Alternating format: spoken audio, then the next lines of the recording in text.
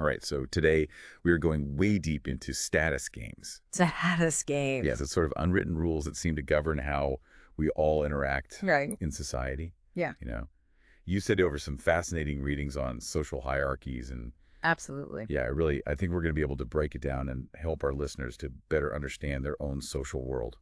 I think what's interesting is that this topic really touches on something so fundamental to us as humans. Yeah. It's the desire for status, Mm. to feel valued and accepted within our groups, It's hardwired into us. So we're all playing this game then, whether we realize it or not. Exactly. That's precisely it. Think of status games as these systems of rules and symbols that determine who wins and who loses, Mm. in this constant sort of vying for social standing. Okay, so let's get into it. Yeah, let's. The readings mention 3 major types of status games. They did. What's the first one we should tackle? Let's start with dominance games. Dominance games. Yeah. This is all about establishing yourself at the top of the pecking order, Right. Think alpha behavior, Oh, I see. Yeah. using aggression or intimidation or just power moves Yeah. to assert dominance. So it's not just like the stereotypical workplace bully or something. No, not Go on. always. Go on. Sometimes it's much more subtle. Hmm. Remember the case of, what was it? Oh, is this the C Turner? Yeah, C. Turner, the Port Authority official. Right. Yeah. Who clashed with those police officers. Her credentials, her connections put her high in the social hierarchy, Right. at least in her own mind. Yeah. But to the officers, she was just another driver breaking the rules. It's so interesting how it can be so subjective. Right? Yeah. Like where we all perceive ourselves on that hierarchy. Exactly, and that clash of perceptions is what often leads to conflict. All right. In that example. Yeah, So that's dominance games. that's dominance. What's next? Next up, we've got virtue games. Virtue games. Yeah. Okay. So in this arena, status is gained by appearing morally superior. Mm-hmm. It's about signaling your good deeds, your unwavering commitment to these strict moral codes, Okay. or holding, beliefs that are perceived as right within your particular group. So it's like, are we talking about social media posts? Oh, absolutely. Okay. Where people are like, showing off their charitable donations or pronouncing on the latest, Okay. social issue. Yeah, gotcha. Yeah. But we saw this play out, actually, kind of interestingly, with the anti-vaccination movement. Oh. Individuals within that community, Right. they gain status by claiming to possess this exclusive knowledge Right. and holding these unconventional beliefs. Mm-hmm. It's about signaling that they are, more righteous, Mhm. more informed Yeah. than those who follow mainstream science. Yeah, it's fascinating, It is. but also kind of scary how these games can Yeah. influence our beliefs. Absolutely. Like you said, we're so driven to Mm. feel morally superior Yeah. that we sometimes, embrace harmful ideologies. Right. Right. Yeah, it really highlights the importance of critical thinking, doesn't it? Yeah, definitely. Being aware of, of the games. how they influence our choices. For sure. All right, let's move on to the last one. Okay, the final type of status game. So this is success games. Success games. Here, status is all about competence and achievement. Okay. It's about demonstrating your skills, your knowledge, your accomplishments Right. in a chosen field. So like the classic overachiever who's always bragging about their like promotion or awards they won or That's one example. Yeah. But it can encompass so much more than just professional achievements, right? Okay. Take, for example, Marco Pierre White. The chef Oh yeah. revolutionized British cuisine, earned Michelin stars, mentored some of the world's top chefs. Yeah. He became a status symbol. Yeah, he's a great example of someone who mastered that game. They did. He pushed the boundaries. He innovated, Exactly. strive for excellence. And ultimately elevated his status, Yeah. Within that world. in that world, right? Yeah, he understood the rules of the game and he played them brilliantly. He did. So now that we've laid out, these 3 major types, dominance, virtue, and success, Yeah. how can knowing about them be helpful for us? Right. How can we navigate these games without losing ourselves and our values? Yeah, I think that's the $1,000,000 question. It is. Like, we're all in this game, but how do we play consciously Right. and authentically? Yeah, I think that's what we need to get to. absolutely. Yeah. That's what I'm interested in as well. Okay. Right. Yeah. Well, I think it starts with recognizing that we are not just pawns, Yeah. right, in these games. Hmm. We have agency. We We have care. the ability to choose how we Yes. engage. And I think a key factor in playing consciously and authentically is really understanding these signals that we send out. Signals. Yeah, even unconsciously Mm. as we navigate these, these status hierarchies. So are we talking about nonverbal cues and how those influence? Absolutely. Yeah. How people perceive us. Give me an example. Okay. Think about someone who exudes genuine warmth, Okay. right? They make eye contact, they smile easily, Right. their body language is open and relaxed, they listen intently, they show empathy in their interactions. Yeah. Those are powerful signals. So it's not just about what you say, it's about how you present yourself. Exactly. Yeah. It's about being present, Mm. engaged Yeah. with the people around you. Right. Right. Then there are signals of competence. Mm. This isn't about bragging or being arrogant. Right. It's about demonstrating your expertise Right. in a way that feels authentic. Mm. Think of that colleague Oh, yeah. who consistently delivers exceptional work. Right. You know, their competence is evident Yeah. without them needing to, Shout about it. shout it from the rooftops. Yeah. Yeah, exactly. That makes me think of, I have a friend. Mm-hmm.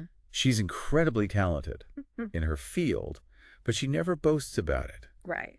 Her success kind of speaks for itself. Yeah. And people just gravitate towards her because of her, I guess. Her quiet confidence. Yeah, exactly. Yeah, it's a perfect illustration of how competence can be such a powerful status signal, Right. even when it's not explicitly stated. Mm-hmm. And then there's sincerity. Yeah. This is about aligning your actions Yeah, with your words right. and your values. Walking the walk. Walking the walk, right? Not just talking the talk. People can usually spot a phony Yeah, totally. from a mile away. Right. If your actions contradict your words or Right. your stated values, Yeah, it just erodes trust and respect. totally. Think about all those virtue signaling posts on social media. Right. Where it's like, Yeah. if someone's online persona Yeah. doesn't match their offline behavior, Yeah, exactly. it becomes pretty obvious. Right, so we need to cultivate those things you mentioned, the warmth, the competence, Exactly. the sincerity to kind of Yeah. earn genuine status. Those are the keys Oh, to yeah. building authentic relationships. Yeah, so then how do we even know which games to play, though? Right.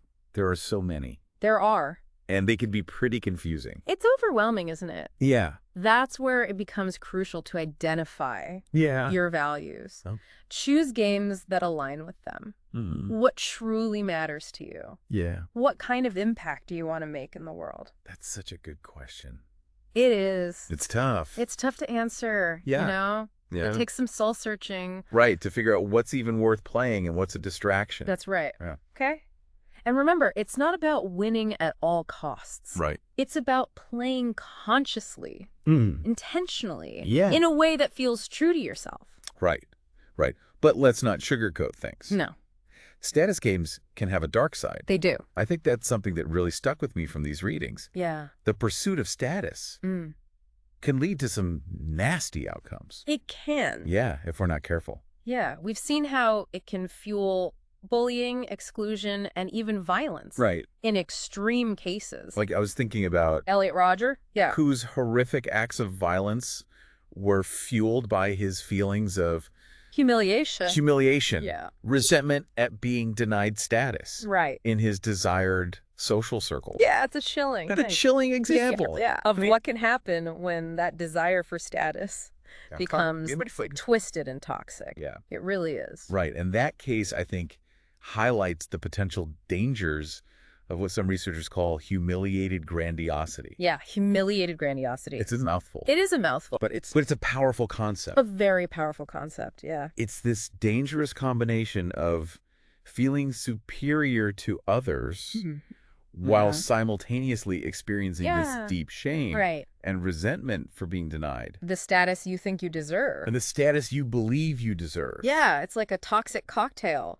And- of arrogance and insecurity. Exactly. Yeah. And that can be a breeding ground, you Yep. know, For extremism, violence. for extremism, for violence. Yeah, because Yeah, because if you feel like you're not getting what you deserve, if you feel like you've been unjustly denied you lash out. the status you're entitled to, Yeah, right. right? Yeah.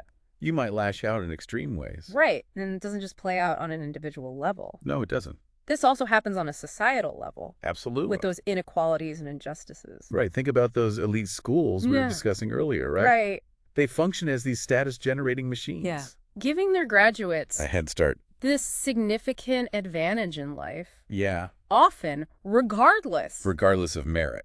of their actual merit. Right. It's not a fair game. Right. And it's not just about institutions either. Right. It's about the subtle Biasy. biases and prejudices Yeah. that creep into our everyday interactions. Yeah, like how we favor people who are similar to us, Exactly. whether it's background, beliefs, or even appearance. Birds of a feather flock together, right? Yeah, right. We tend to gravitate towards those who are like us. Right. So even if it's unintentional, these biases. They can have a huge impact Yeah. on who gets ahead. And who gets left behind? And gets left behind in these status games. So knowing about these pitfalls, Right. are there ways to play these games in a way that's actually Absolutely Yeah, positive let's and start. beneficial. okay? That's where the concept of nonconformity comes in. Nonconformity. I thought status games were all about fitting in, Yeah. playing by the rules. Right? That's a common misconception.